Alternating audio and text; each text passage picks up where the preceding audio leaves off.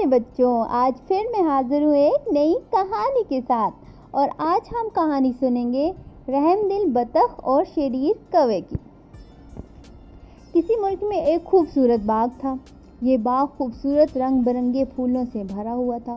اس باغ کی ایک خاص بات یہ تھی کہ یہاں رہنے والے پرندوں نے اپنے بہت اچھے گھر بنائے ہوئے تھے۔ ہر پرندے کی کوشش تھی کہ اس کا گھر سب سے زیادہ پیارا نظر آئے۔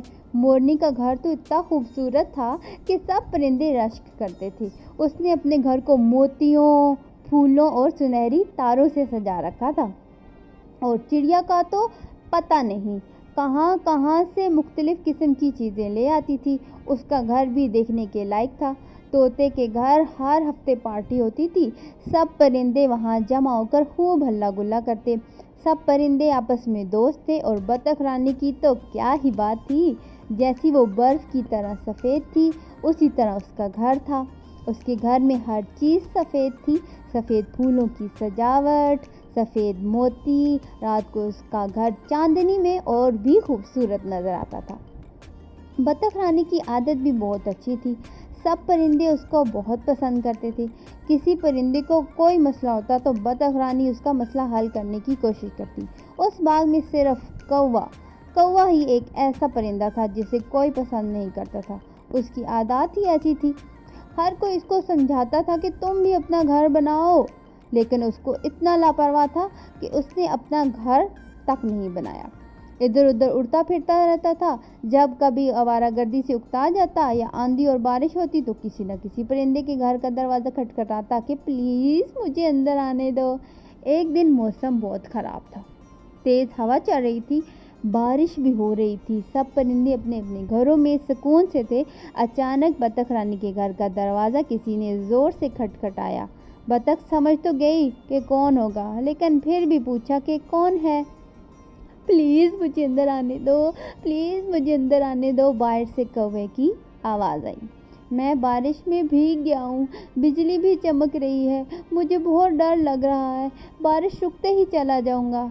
لیکن میرے گھر میں بہت سامان ہے، بالکل جگہ نہیں ہے، تم کسی اور پرندے کے گھر چلے جاؤ، بطخ نے کہا۔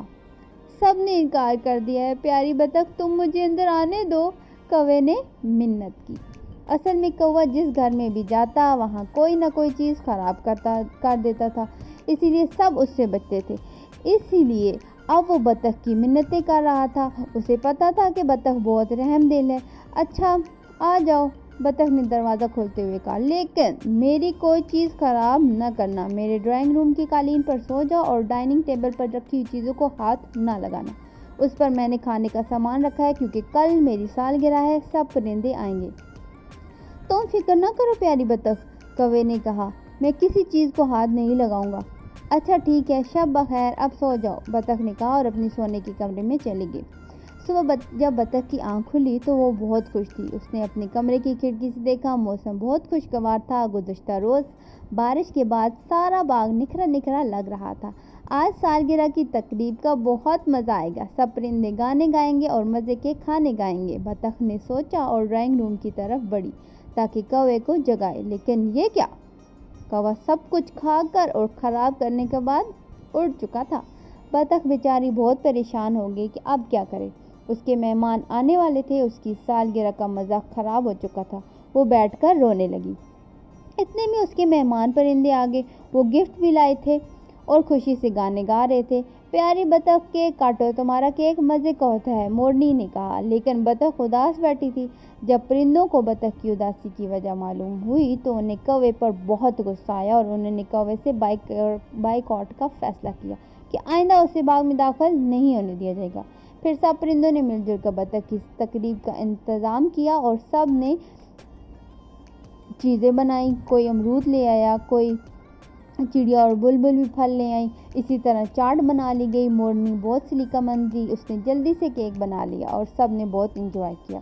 کھانے کے بعد میوزیکل پروگرام ہو رہا تھا کہ دروازے پر دستک ہوئی۔ مور نے جا کر دروازہ کھولا تو کوا زخمی حالت میں کھڑا تھا، اس کے پر ٹوٹ چکے تھے اور وہ رو رہا تھا، بطخ سے معافی مانگنا چاہتا تھا۔ اس نے بتایا کہ جب وہ بطخ کی چیزیں کھا کر اڑا تو اس پر ایک عقاب نے حملہ کر دیا، وہ مقابلہ نہیں کر سکا اور نیچے گر گیا۔ جہاں ایک بلی نے پر نوچ لیے، بہت مشکل سے جان بچا کر یہاں تک پہنچا۔ سچ ہے، برائی کا بدلہ ضرور ملتا ہے۔